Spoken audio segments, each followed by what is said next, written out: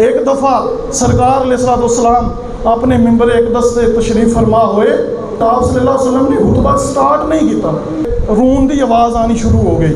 جوں وقت گزر رہا سی آواز زیادہ ہونا شروع ہو گئی۔ جدوں سارے صحابہ نے اگے پیچھے دیکھا کہ رون دی آواز آ رہی ہے تے رون دی آواز اینی اچھی ہو گئی ہے کہ جس طرح آسمانوں کو پہنچ جائے گی۔ سرکار علیہ السلام اپنے ممبر اقدس تو تھلے تشریف لے آئے۔ آپ علیہ السلام اپنے ممبر تو تھوڑی جی دور ایک کھجور دا تنا سی جڑا کہ خشک ہو چکیا سی، اس کھجور دے تنے دے کول تشریف لے کے گئے۔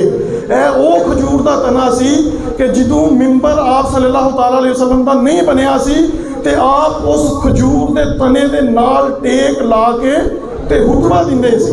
تے آج پہلے دن ممبر بنیا سی تے آپ اس ممبر تے تشریف فرما سی تے او کھجور دا تنا آپ دی جدائی برداشت نہیں سی کر رہا، کھجور دا تنا جڑا سی او رو رہا سی۔ سرکار دی محبت دے وچ ان کا جیسا ہوا نہ کوئی، ان سے بچھڑ کر لکڑی روئی، جب وہ سیر کو جایا کرتے بادل اوپر سایہ کرتے۔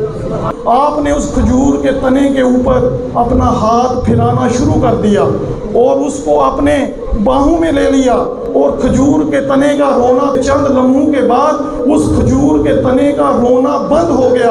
آپ علیہ السلام اپنے ممبر اقدس پر تشریف فرما ہوئے، آپ نے ارشاد فرمایا، اے میرے صحابہ، اس کھجور کے تنے کو اگر میں دلاسا نہ دیتا، اگر اس کھجور کے تنے کو میں اس پر ہاتھ نہ پھراتا، اگر اس کھجور کے تنے کو میں اپنی باہوں میں نہ لیتا تو یہ کھجور کا تنا قیامت تک ایسے ہی روتا رہتا۔